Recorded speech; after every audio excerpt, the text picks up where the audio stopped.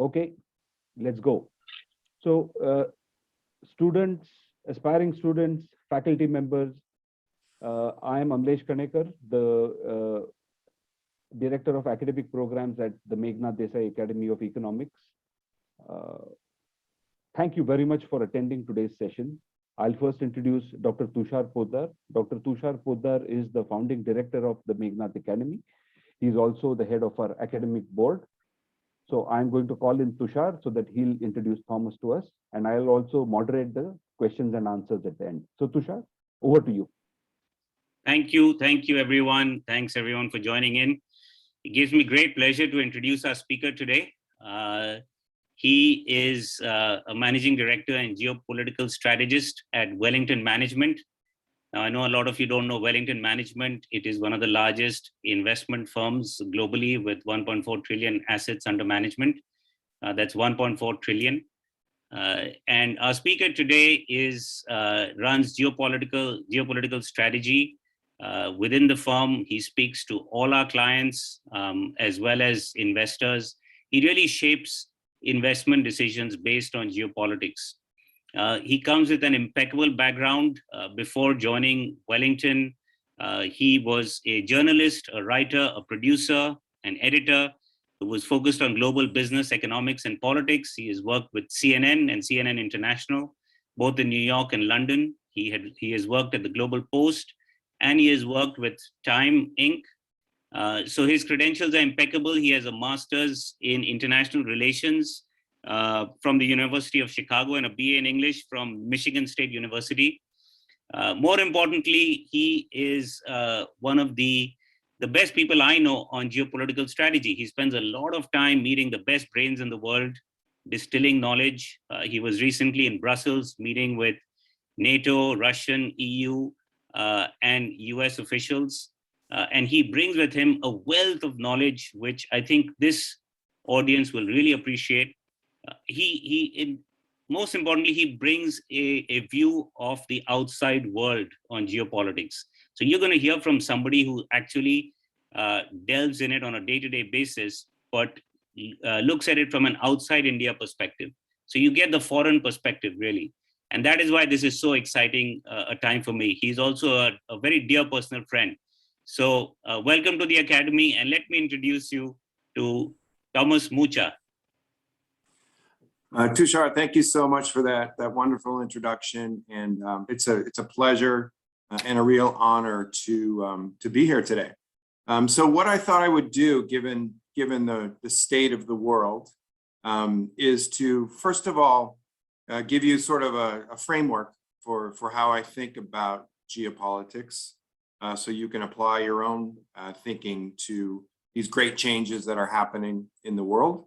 And then specifically, I'm gonna talk about 5 really big questions that sort of drive my research, and hopefully will help give that outside in perspective on India. And you know, one of the key messages I'd like to deliver here today is the importance of India on the international stage, particularly in this world of great power competition between the United States and China and India and Russia and all sorts of other countries. And so I'm happy to be here today and to share these perspectives. Let me start by saying, you know, before I jump into these 5 big questions that I have, you know, as Tushar said, I spend a lot of my time with clients, with investors, and then on the research side, I'm speaking quite regularly with current and former Pentagon officials, CIA officials, those on the National Security Council, those in the White House, on Capitol Hill in Washington. I'm also spending a lot of time speaking with national security advisors and professionals in the UK, in Europe, in India, and in other countries all around the world. So, you know, what you'll get from me today is sort of a reflection of what policymakers are thinking right now about the state of the world. And, you know, my first message there is that most of the people that I talk to, in fact, the vast majority, feel like we're going through a very, very difficult time in geopolitics, an incredibly challenging time. And that's largely driven by three things.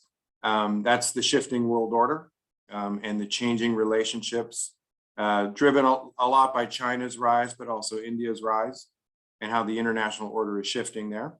The second thing is economic inequality, which is driving political dysfunction in the United States, of course, but also globally. That's the second large structural change. And then the third is climate change, and particularly how climate change is impacting the national security backdrop globally. And I don't have to remind you about India's challenges there. And so, those are the three big structural factors. I'll get into each of those, but in this introduction, I want to talk about five things. I want to talk about how Russia's invasion of Ukraine is putting geopolitical risk on steroids. I want to talk about the US-China relationship and whether or not the US and China can avoid war in this more multipolar world. I want to talk about climate change and national security. I also want to speak a little bit about the decarbonization process that's underway globally related to climate change and how we are likely to make it through to the other side of this. And then I'll leave you with a point about the future related to artificial intelligence, quantum computing, and other emerging technologies that are a real long-term threat, not only to democracy, but also to the international order globally. So, before I do that, I do want to emphasize, just how concerned national security professionals are about this geopolitical environment. This is probably the most complex, the most dangerous, the most unpredictable geopolitical environment we've seen in decades. The Russia-Ukraine conflict is the obvious and most recent example of this. But COVID-19, I think, accelerated existing structural strains that were already in the geopolitical backdrop. And most of my sources in my context believe that this is analogous to the great power dynamics that preceded World War I. With great powers aligning against each other in a variety of spheres. And I think it's important for us to understand this perspective, both for macro risks, for investment risks, as well as opportunities. And so, with that, I think the Russia-Ukraine situation really is a game changer for geopolitics. This is a transformational, not a transitory development. And I do think that, what's happening now is a geopolitical crisis, really of the highest order. And I expect this is just the beginning of a series of potential conflicts around the world related to this shift in great power competition. Some will be wars, some will be policy conflicts. But I think, in times of geopolitical instability, like we're going through now, leaders will value national security above all other issues, and therefore they're more tolerant of risk and more aggressive. And I think that's what we've seen in the Russia-Ukraine situation. There are many long-term impacts here. I think from the Russia war. I think we're already seeing a revolution in defense spending for Europe and globally. I think we're seeing accelerated decoupling from Russian energy sources. I do think this is a long-term boost for renewable energy. Clearly, we're getting sharper divisions in the international order.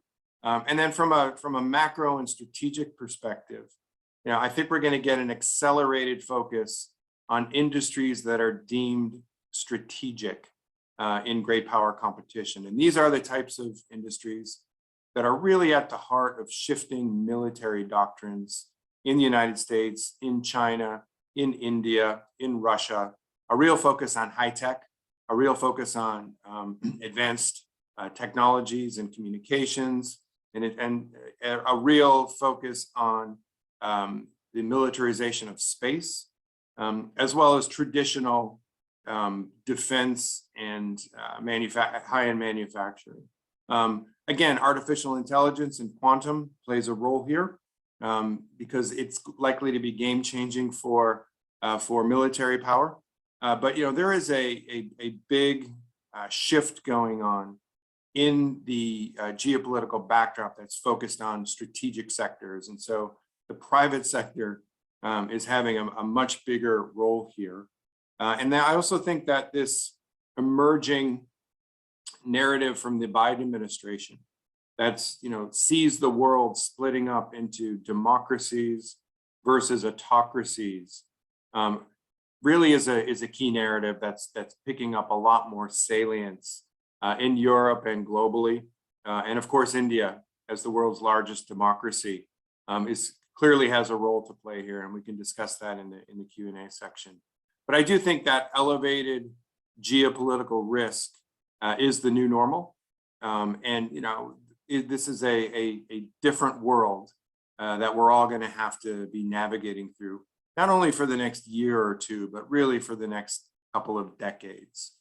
Now, in terms of the Ukraine situation, just a few words on the likely outcomes and the risks from here.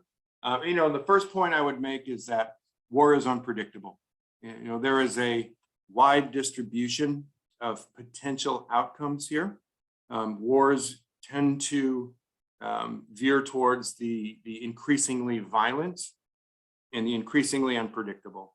And I think that's what we've seen over the past 2 months in the conflict. As Tushar said, I just spent the last week in Brussels meeting with senior level EU, US, and NATO officials.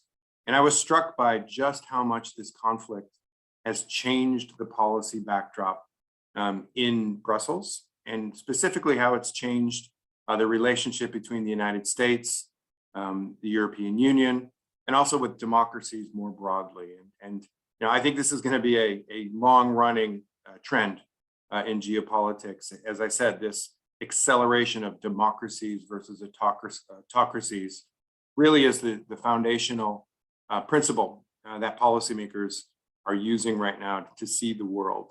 Now here I'm expecting a frozen conflict that's likely to last for months and years, that will probably leave Ukraine a sovereign country, though effectively partitioned. And so I'm expecting, as we get to this frozen conflict, a higher level of geopolitical risk, lots of dangerous moments ahead, which we can discuss as well in the Q&A section. But I do think we're going to get a weaker Russia that's increasingly dependent on China.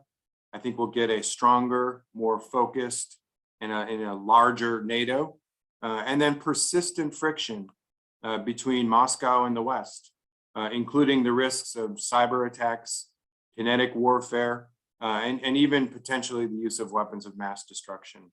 On the macro side, I think this will lead to ongoing energy disruptions. It'll lead to higher inflation globally, and from there to lower global growth.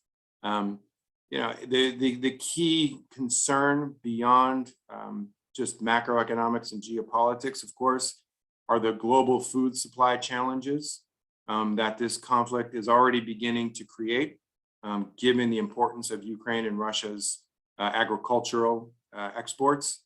And with that, the increasing probability of social unrest. And so again, I think this conflict is likely to spread far beyond the borders of Ukraine and far beyond the borders of Europe. Now moving to the next big topic, US-China relations. This really is the dominant theme in geopolitics. It's the most important. While Russia-Ukraine is the most urgent, I think the US-China relationship, and more broadly, China's relationship with the West, is likely to be the most impactful over the coming years. I think this strategic competition is the only bipartisan agreement we're getting right now in Washington. And this great power national security framework is becoming institutionalized in Washington. And Chinese actions under President Xi have reinforced this national security focus in Washington. And this national security focus, as I saw in Brussels last week, is now spreading to key US allies. And of course, India is in that bucket as well. There is a much enhanced focus in Washington on strengthening the US-India relationship, particularly through the quadrilateral security alliance that involves India, the United States, Australia, and Japan. And so that institutional structure that has India at the forefront is one of the key developments to watch in this US-China relationship. But the implications here, of a dividing US-China, US West versus China relationship means a world in increasing disarray, with less scope for cooperation, and I think a higher risk of conflict. And I think that means more deglobalization as the world bifurcates along these ideological lines. And as I said, I think that means a stronger policy focus on these strategic sectors and accelerated decoupling and supply chain disruption. So, this US-China split, again, will have very important implications down the years. What does the Pentagon and what does the CIA see in China? They're quite concerned about rapid advances in Chinese military capabilities. They're quite concerned about China's more aggressive military operations, of course, in and around Taiwan, in the South China Sea, but also globally. The CIA and Pentagon are also watching China's deepening cyber and intelligence capabilities, its rapid buildup of nuclear weapons, particularly its advancements in hypersonic weapons, which are incredibly advanced missiles that are difficult to defend against. And then, of course, China is also moving ahead rapidly in artificial intelligence and quantum computing capabilities. And so that's a military concern. And of course, this budding military and geopolitical alliance with Russia was quite the concern at the Pentagon, at the CIA, even before Ukraine, of course. And the events of the past 2 months have only deepened those concerns that the Pentagon has with China. The State Department, too, on the diplomacy side, they see rising political influence for China, not only regionally, but globally. They see outsized trade and economic influence that China has with nearly every other country. They're taking note of a more aggressive diplomacy to advance China's geostrategic aims. And they're looking at the Belt and Road framework, this institutional structure that China has put in place as a key risk to US and Western diplomatic influence around the world.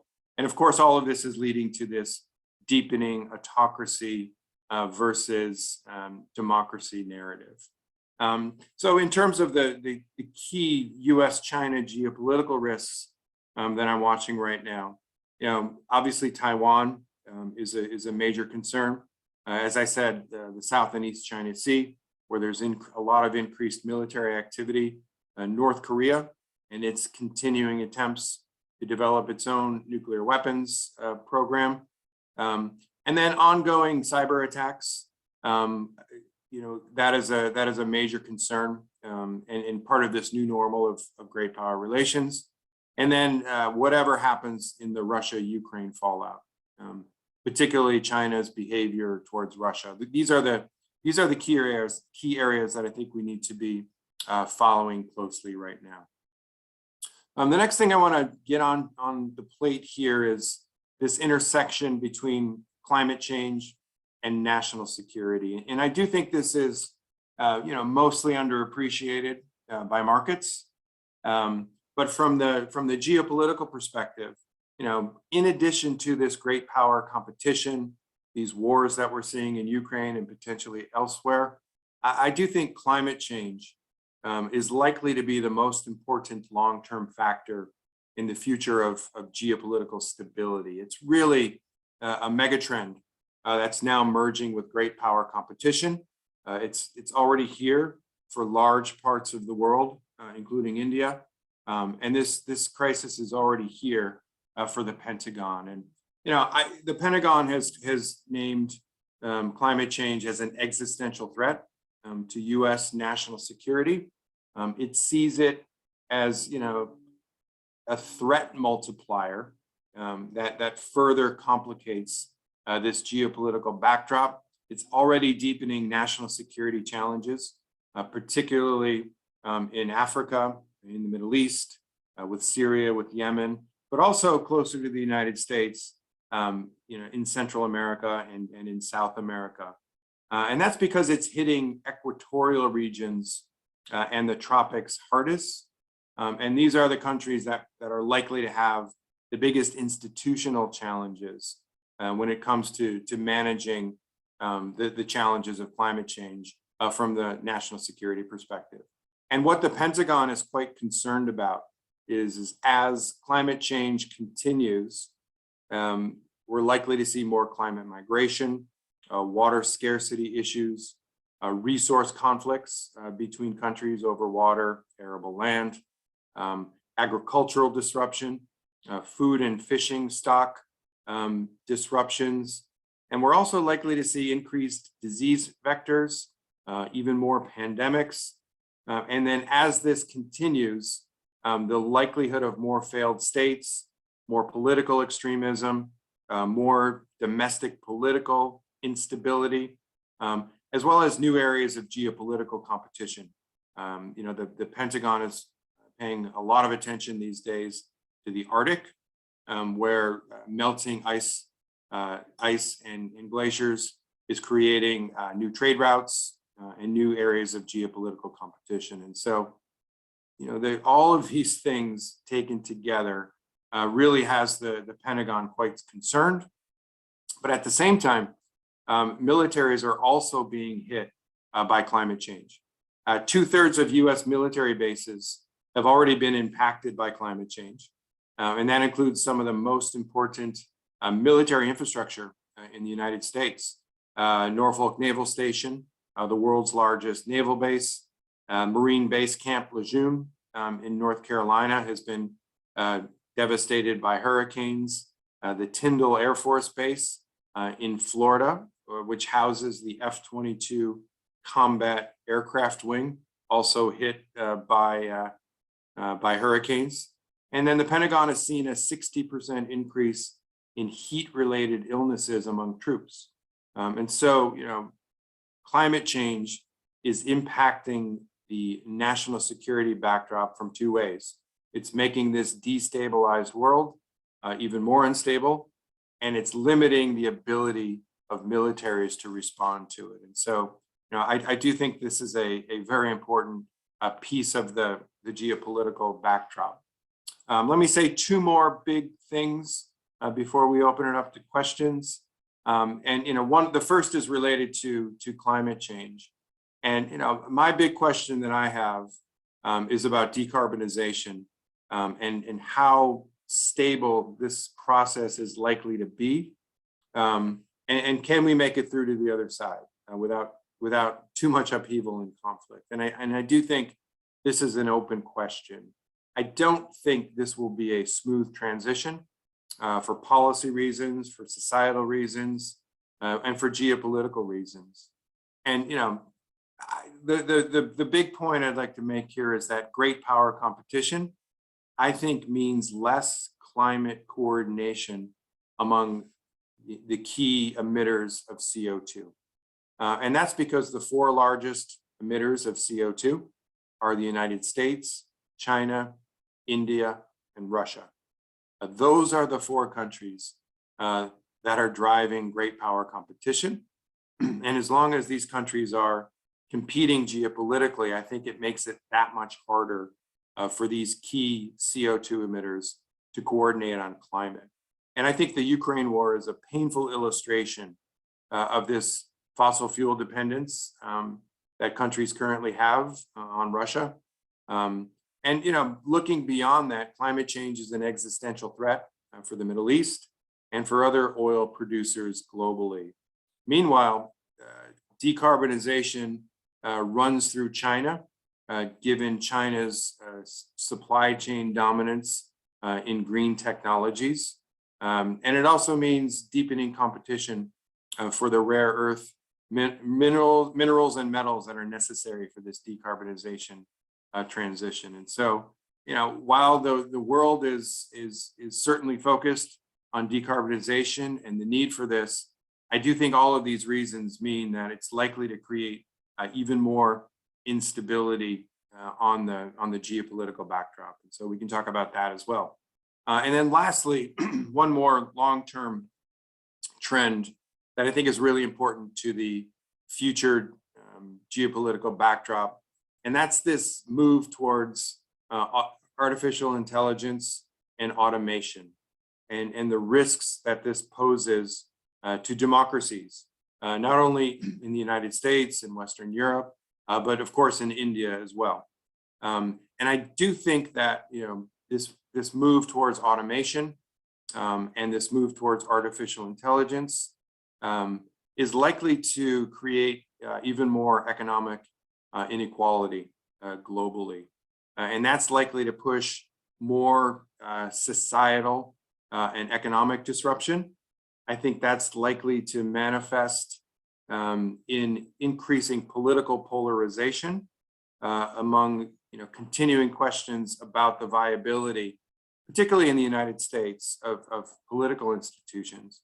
But I do think this is a challenge for Western Europe. It's a challenge for India. It'll be a challenge for China as well. And I do think that these policy responses, are likely to be chaotic, and they're likely to be divisive. And I think we're going to see a whole new set of policy debates around how to deal with rising inequality given AI and automation, about redistribution, about changes in social safety nets and how to pay for those, increasing debates about universal basic income and education, and on and on and on. And so, these are all disruptive trends. But to give a quick summary here, I do think great power competition, the shifting world order, means elevated geopolitical risk. I think, Ukraine, Russia will be the dominant focus for months or longer. And then beyond the Ukraine situation, I do expect US policy on the foreign policy side to be more coordinated with allies, with a greater national security focus. And then an increasing focus on climate change, decarbonization, and the societal impacts of AI and automation. And so that's sort of my 30-minute overview of the world. Plenty to talk about, and I'm looking forward to your questions here.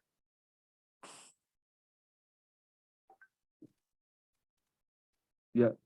So Kaustubh, I think you can go ahead and ask your question. I see you raised your hand. Yes, sir. I basically wanted to ask that a lot of these crises lately are all, whether they are a reflection of what's happening inside those countries, right? Because a large part of the world is moving towards the far right, and while that's also giving rise to a far left, but the far left still can be considered fringe to some extent. And recently we saw in the French elections as well, where Marine Le Pen got a 41% vote share, although Macron won. So do you think, developments like these have led a lot to what's happening internationally, especially with the crisis, because there's this sense of othering, us and them situation that's happening? Yeah, Kaustubh, thank you. That's an excellent question. And I do think that your observation is correct. I do expect that economic inequality will continue to be a hugely disruptive factor in the domestic political climates all around the world.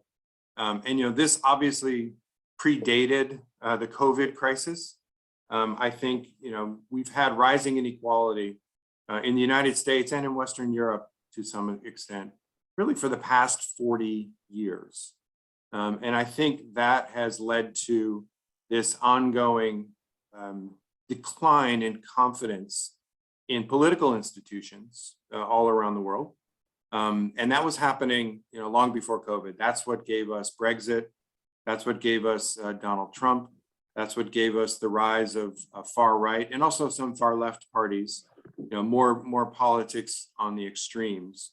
I think it was all rooted in economic inequality and a loss of confidence in political institutions. That's a global phenomenon. COVID made that worse. You've had 2+ years now of real significant economic dislocation that has hit societies unevenly.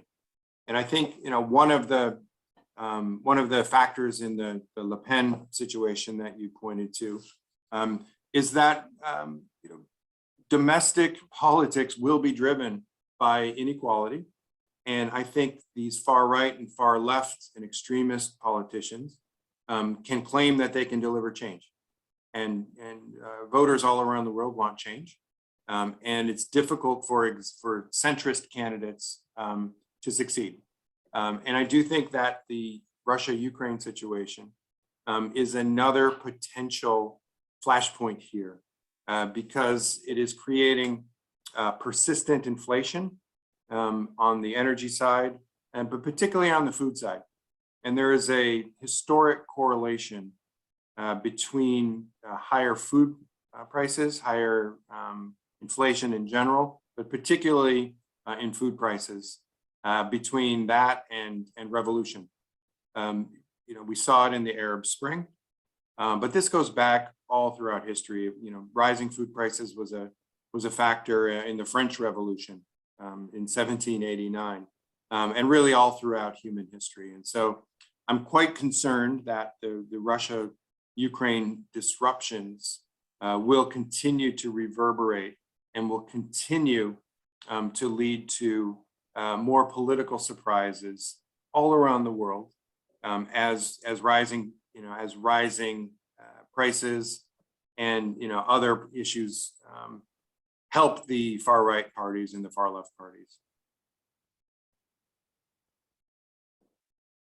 Yeah, I think Aparna, you have a question. So go ahead. Yeah. So I think since post 2014, it almost seems like Ukraine has been a strategic ally or partner nation, at least to the US, which also included military aid. So do you think that maybe the view of Ukraine had greater significance even then? Just the sheer geopolitics of it, because it echoes much more closely within just the Washington circle. So just that. Sure. So, if you want to, we should step back and understand the geopolitical perspective here on the Ukraine crisis. And obviously, those are two very different perspectives depending on where you're sitting. So, from Moscow's perspective, geopolitics is about geography. That's what the geo in geopolitics represents.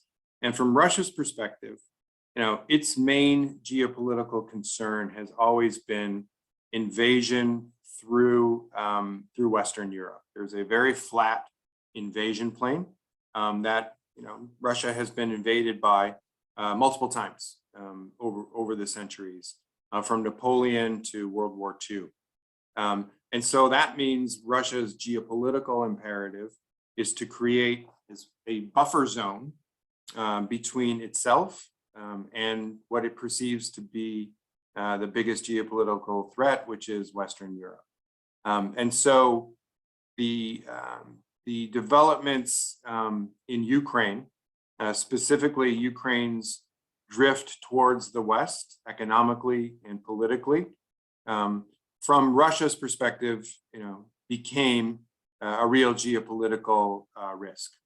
And this is the point I was making before. In times of geopolitical change, countries tend to take more aggressive and more risky actions when it involves national security. And so I think it's quite clear that President Putin saw the emergence of Ukraine as a threat to his own domestic political stability, because Russia had spent a lot of time over the years defining Ukraine as being at one and the same as Russia.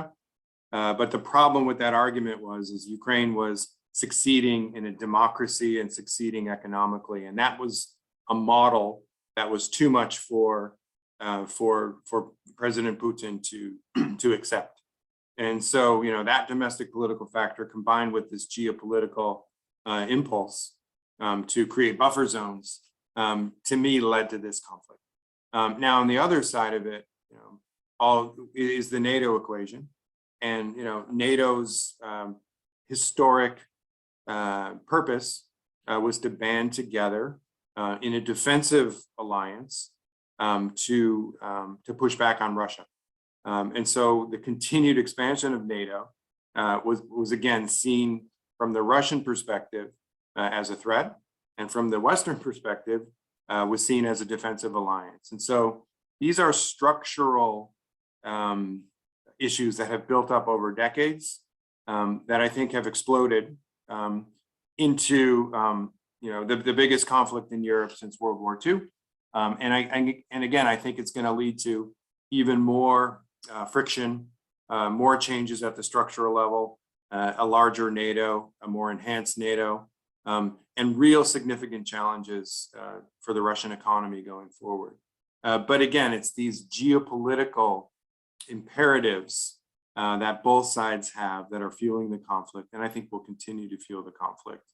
The 2014 situation, Russia's invasion of Crimea, certainly changed the West's view of Russia, and really incentivized the West to help Ukraine defend itself militarily. Now, what's happened over the past 10 days or so, from the Western military perspective, is also quite significant.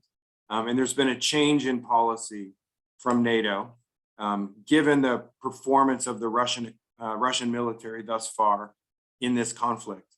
And now there's a belief that Ukraine not only can just defend itself, but actually win this war. And that's why you've seen a change in the types of weapons that have gone into Ukraine over the past 10 days. Much more offensive weapons, more helicopters, more aircraft, more powerful artillery, and the sharing of more intelligence between NATO and Ukraine. So there's been a shift, and now the goal is to push Russia back perhaps to its February 24th positions, or even out of Ukraine. So these geopolitical factors and these events on the battlefield have led to some very significant changes in the military strategies here.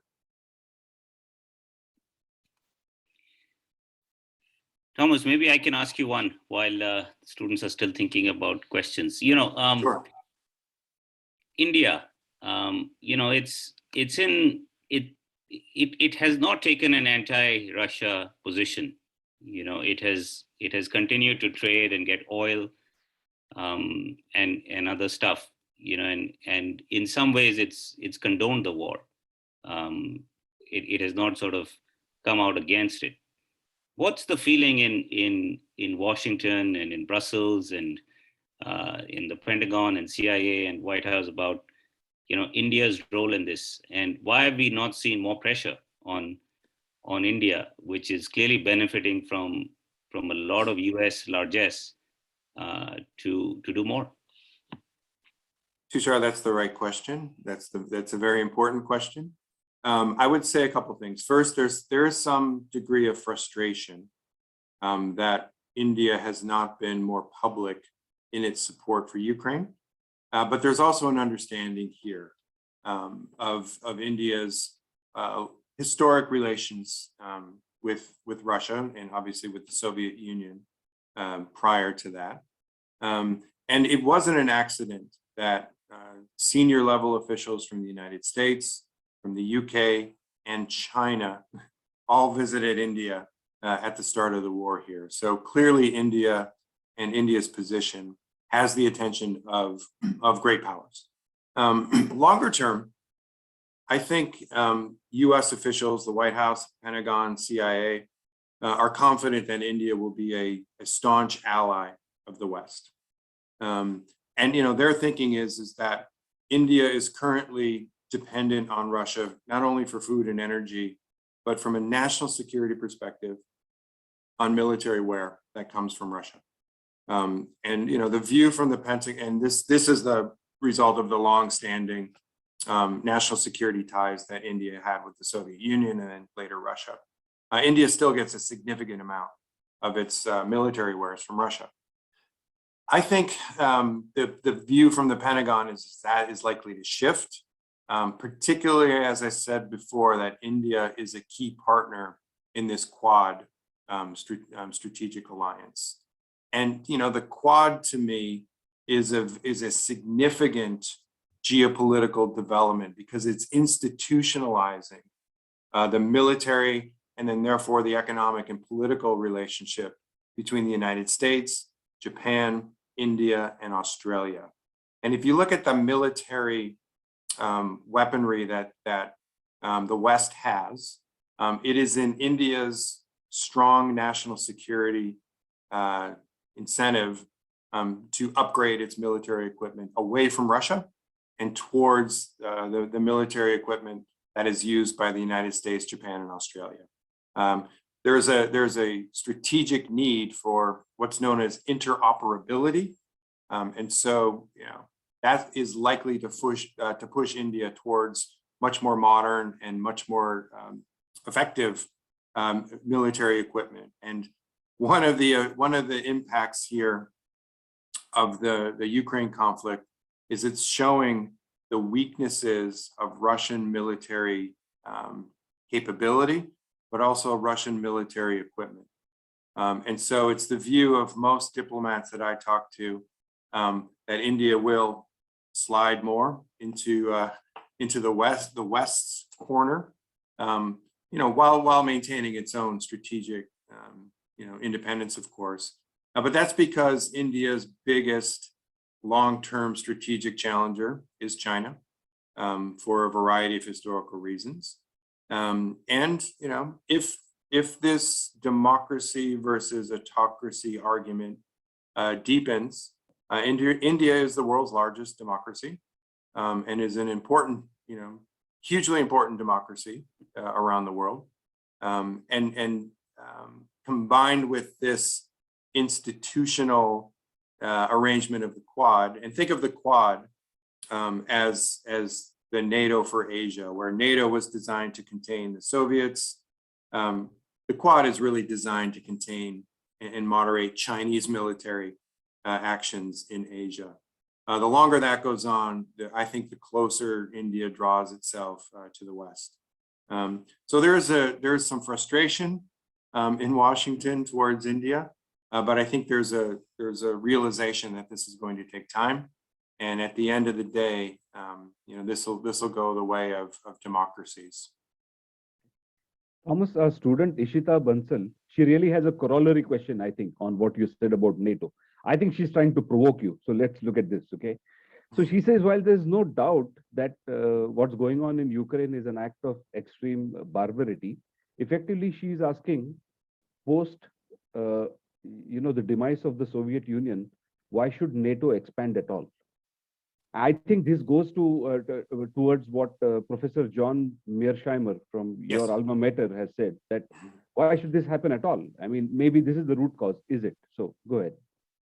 Yeah, those are great questions, valid questions. I did study with Professor Mearsheimer, so and I do highly recommend his book, The Tragedy of Great Power Politics, which I think is a really intelligent way to understand what's happening around the world. So I'll give my former professor a plug there for the book. These are the questions that should be asked. And frankly, when I was in Brussels last week, I asked that same question to NATO officials. And they have an interesting perspective on this, which is they say this is not the West's doing. They say that NATO's treaty is put together in such a way where countries are asked to join NATO.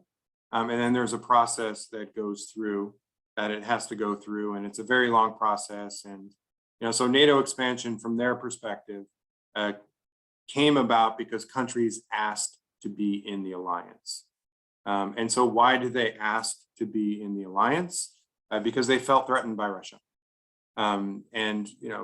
If you look at from their perspective, they see what's been happening in Ukraine. Russia invaded a country and is committing atrocity upon atrocity, war crimes, frankly, against civilians. And so these countries that joined NATO feel justified that they did join NATO. They viewed it again as a defensive arrangement, and that's frankly how NATO views it, as a defensive alliance. As I said at the beginning, Russia has a very different view of this. And I do think there is some degree of maybe disappointment about how this was handled way back in 2008, 2009, when the United States first talked about expanding NATO and giving NATO membership to Ukraine and others. But really, in a great power world, countries are going to look for security. And those countries that asked to join NATO, that's what they were seeking. They were seeking the defensive benefits that Article 5 would give them. And they feel justified now, given Russia's actions. And so, it is this has led to an unfortunate position, given the conflict today. But from a geopolitical perspective, it makes sense. It's what countries desire most of all, which is defense. So while we are talking about NATO, which really is the first world, second world divide, I think we should take a look at Manali Vaidya's question. And really, I would have expected this question from my parents' generation. So let's hear the question. What is the changing role of global organizations like the United Nations in the post-Ukraine-Russia war? And I may add a personal note. When the war in Iraq started, at least we would hear statements amount to posturing from Mr. Kofi Annan. But this time, I don't even remember having heard anything from the Secretary General. So that's the question. What's the role of the UN?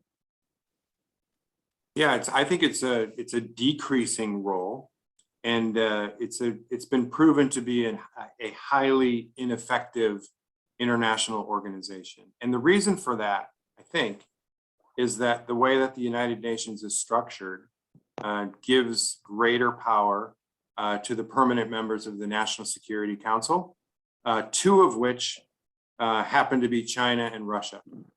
And so anything of import that involves either China and Russia can be vetoed and has been vetoed. And what you've seen really in the past 5 to 6 years is incredibly close, coordinated activity at the United Nations between Russia and China.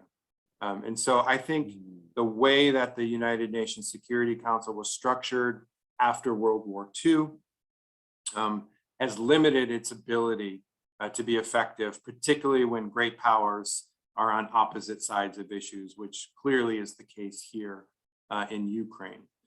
In the future, what can happen? I think there needs to be reform of these international institutions.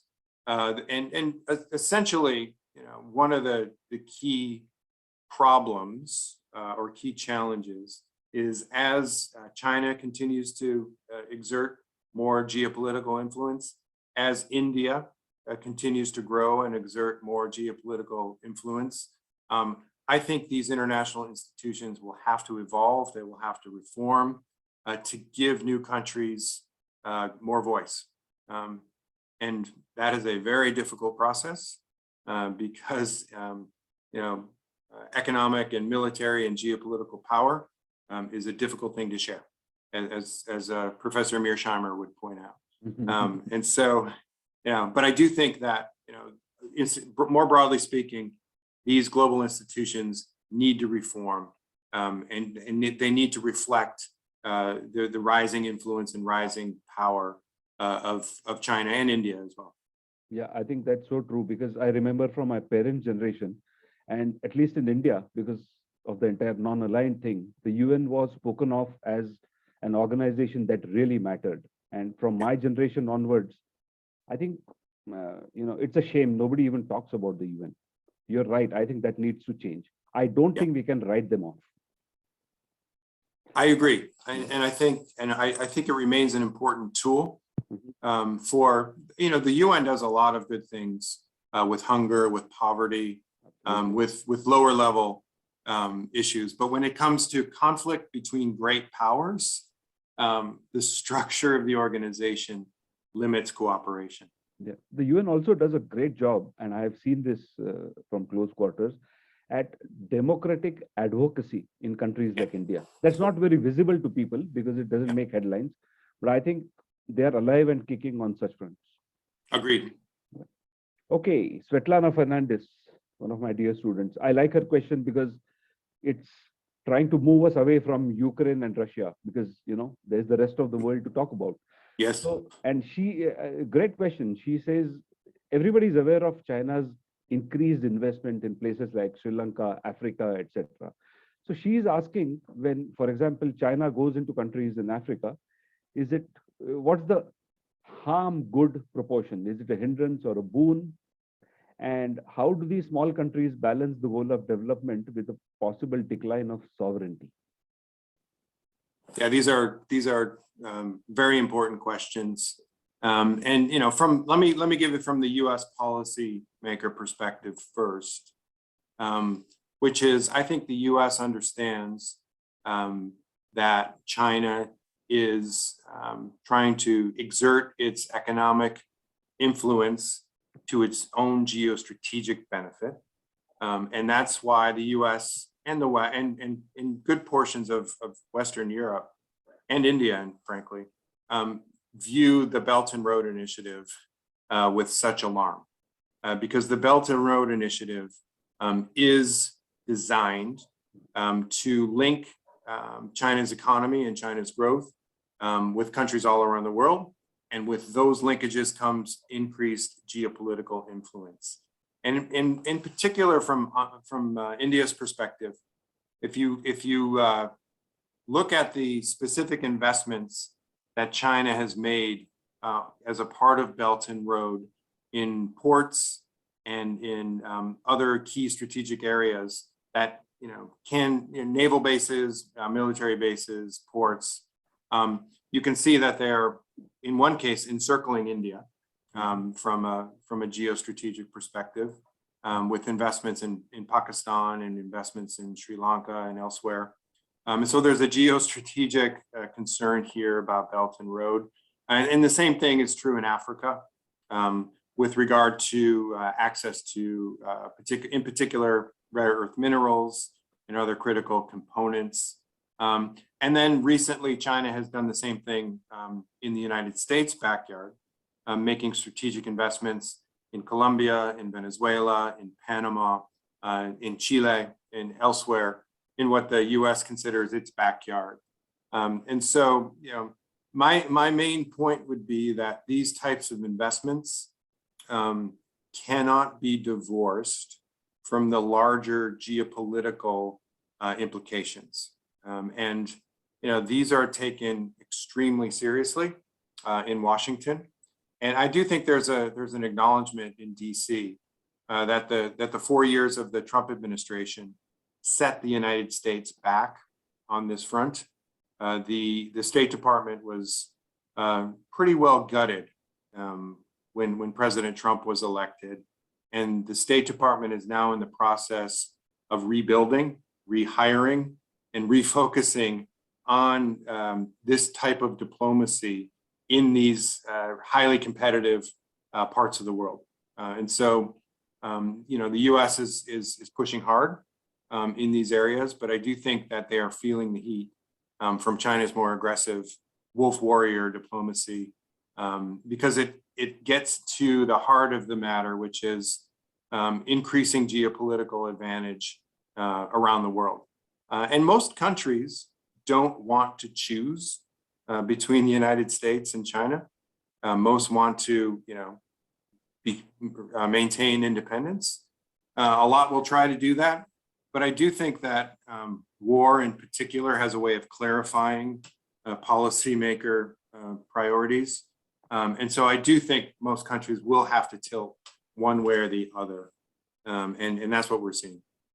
And if I may extend Svetlana's question a bit, China is active in many countries, including Sri Lanka. So, Yes. The port development and the loans that China has extended. So what proportion of, Chinese involvement in Sri Lanka has contributed towards, the economic meltdown in Sri Lanka? Do you have a view on that?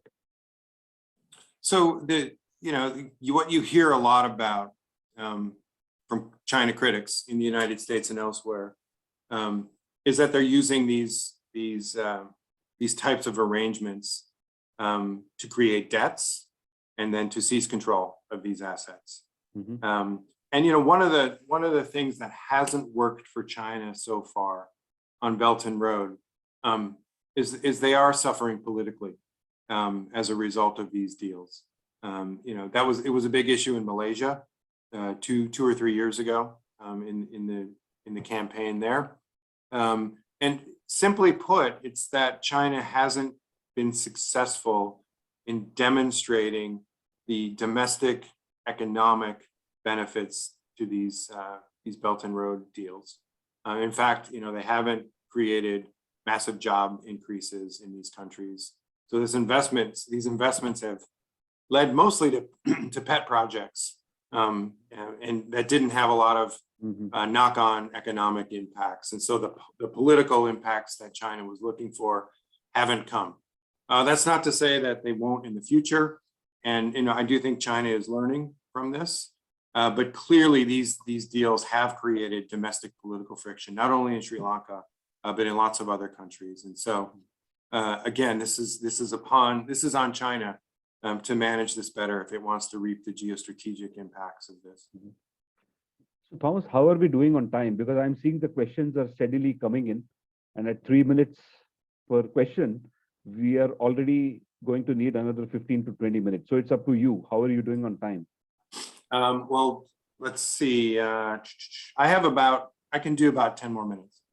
Okay. So folks, I see some great questions coming. As the Academy will, of course, put aside these questions and all that. But I don't think we are going to be able to take any more questions. So we need to just get through the questions that we have. Okay. So and I'll be shorter with my answers. Yeah. So I'm going to pick and choose questions. So that's what moderating is all about. So Amol Dongre, he's one of our finance heavyweight students. So I really am interested in his question.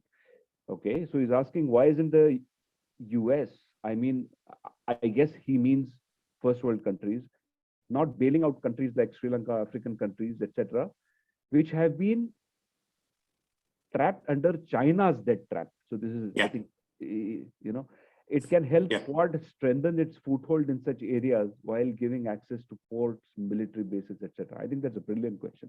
Great question. I think they should have, and they will in the future.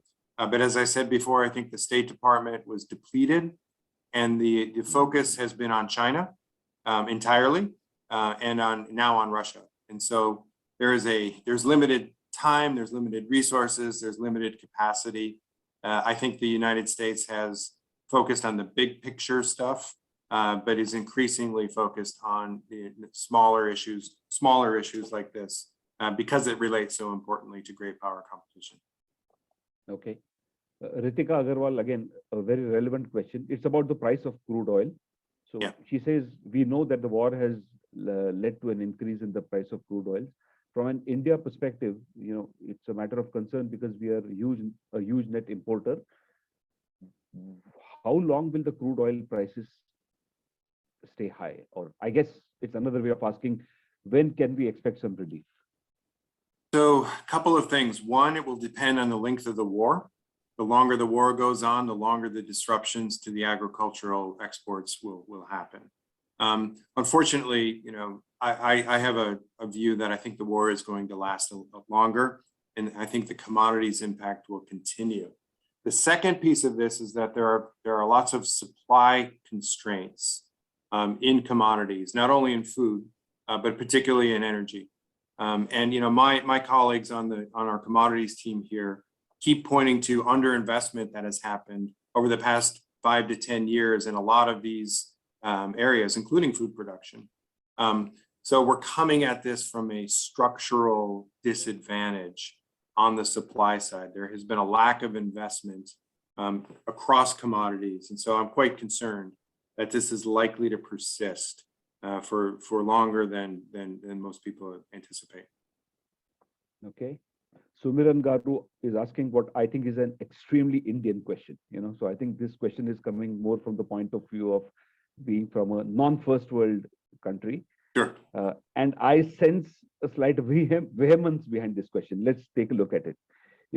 She says historically developed countries have been more responsible for emissions, which have hurt the environment. So don't you think developed countries should really be helping developing countries economically in this respect? I think that's a fair point. And I think that is how history has developed. But the question is, what do we do from here? And I do think there's from the Western perspective, the argument goes, let's do everything we can to quickly move off of coal, quickly move off of gas, quickly move off of petroleum, get towards renewables, because regardless of the history, we face climate catastrophes over the next 10 to 15 years, and the past is past, and the hope is that renewable energies are more efficient, they're better for economic growth. They create a lot more positive externalities. But the truth is the climate will decide, Earth will decide, physics will decide. And physics is already showing us that we're up against it. Mm-hmm. Okay, there's a straightforward question. Do you have a view on European market productivity and the employment scenario in Europe after the war? Yes. So again, it's going to depend on the length of the war. And I'm quite concerned. And in my discussions in Brussels last week led me to the conclusion that Europe is going to be challenged, particularly by the energy situation. And Europe's plan to get to decarbonization was to use cheap Russian gas for the next 10 years. That was the bridge. And it looks like that bridge is going away. And so I'm quite concerned about the economic performance of Europe, given its dependency on Russian energy. I think that will lead to increased spending by governments, which will take away productive investments into productivity enhancements. And so I'm looking for a more disrupted economic backdrop in Europe if it can't find a quick solution to the energy crisis. So again, a lot of this is going to depend on how the crisis goes from here and whether or not we get a disruption in Russian energy flows to Europe. Okay. So next question, I'm giving myself the liberty of editing it a bit. So I think the student is asking, given the shortcomings of organizations like UN, do we think there is a trend of countries going back to a system of alliances and counter alliances? Now, personally, I believe with BRICS and Quad, etc., that's already happening. I guess the question is, to what extent is it happening, and is the situation really unsalvageable from the point of view of resurrecting organizations like the UN, etc.? I think the future is what's happening right now, which is an enhancement of international institutions and organizations around specific security questions. The Quad is we've talked about this a lot. I think that's important. I think NATO is increasingly important. Again, I think the world is splitting up into these two ideological camps. And again, national security will predominate this division. So I do think look more to the Quad, look more to NATO, look more to smaller organizations that have more specific functions. Okay. I don't understand this question. So what I'm going to do is I'm going to read it out verbatim, and then, I'll try to say what I think the person means. In today's global age, is it time for countries to exclude from their economies agents and to avoid systems, example, financial systems, from countries viewed as strategic threats? So I think I understand that question. Okay. And I think what is happening is the United States and Western Europe in particular, and now India as well, are looking at specific industries that are strategic. These are the ones that are driving great power competition. I do think that there is a move underway to take these supply chains out of countries that are seen as a geopolitical risk and into not only reshoring back home, but into other countries that are seen as allies. The term I hear a lot in Washington and in Brussels is friend shoring. So moving your supply chains into friendly countries. I think this is happening. This will continue to happen. China wants this as well. China has identified a series of its own strategic sectors in its Made in China 2025 initiative that it put out in 2014, 2015. So both sides want this. So I think this is happening, but think about it through this lens of what is a strategic sector. Those are the ones that are going to have the most supply chain disruptions. So I hope that's been helpful. I do have to run. I have another meeting in 4 minutes. But any last words? No, Thomas, thank you so much. And I would just like to tell all our participants that, when Thomas did his master's, his thesis was actually about the impact of internet on India and China. And what I find amazing about it is that in 2000, hardly anybody in India was talking about the internet. So I think someday we should pick Thomas's brains about, what's going to happen with Twitter and Elon Musk. But I think that calls for a completely different session. Well, I've been a long time fan of India. I've been interested in India for decades, and again, it was a real pleasure to share this time with you all. Thank you so much, Thomas, and looking forward to meeting you again. And Okay. All the attendees, thank you so much for turning up in these numbers, and it was an honor for us. Thank you all. Take care.